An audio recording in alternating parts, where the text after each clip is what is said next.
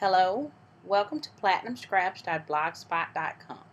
My name is TSREL, or that's my username. My real name is Tanya. I'm one of the designers on the Platinum Scraps blog team.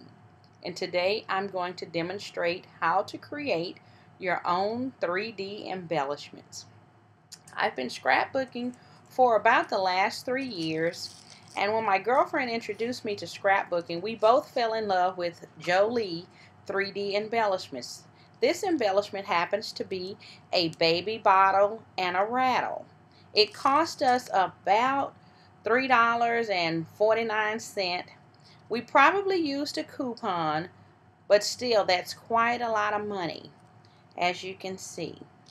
So what we did, someone initially introduced us to pop dots, and then I found this. It's Elmer's Craft Bond foam mounting tape.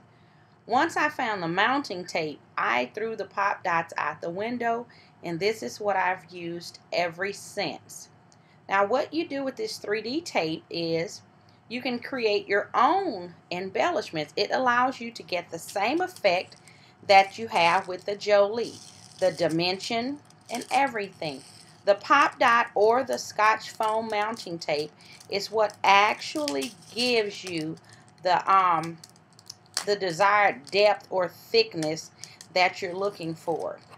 As you can see with these embellishments, they have the little foam tape in between, so there's some thickness. I hope you can see that. I'm trying to maneuver it so that you can see it.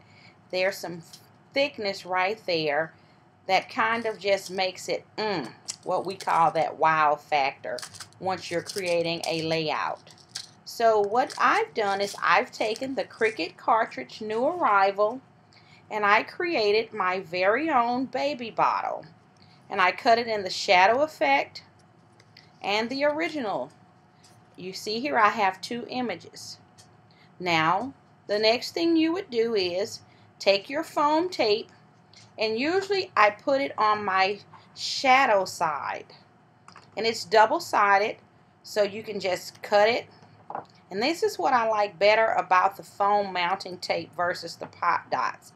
It allows you to cut how much you want, little or a lot. My girlfriend tells me that I'm a lot of kind of girl. She's a little dab-a-do. But I like lots of things, and I like to use a lot of it. So therefore, I probably tend to use too many or too much foam mounting tape, but that's okay. When I do a project, I have lots of things on my pages, so I would prefer to know that it's there to stay. Now, as you can see, all I'm doing is actually cutting the little foam mounting tape. I cut a strip, and then I just place it strategically on the layout image. Then, as you can see, it has double sides. So I'm going to remove the paper one at a time. It's very easy.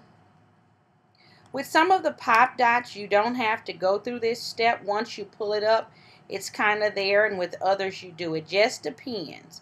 But then I'm going to take my other image that I cut, which is what I'm going to call my top image, and I'm going to place it down on my bottle strategically so that it lines up. Sometimes I don't get it like today. This is my very first video and I'm nervous. It was actually supposed to be in this morning, but I had an emergency, so I guess it's better late than never, and I'm here doing it, so I'm proud. Now, as you can see, I've adhered the two images together. I have the thickness that I desire, same thickness as actually the thickness may be more so with my mounting tape compared to the Jolie, and this is a white image. It's kind of hard to see. Let me see if I can get some color in here to make it not so hard. I have my, now that's better. Being a newbie, it kind of makes a difference.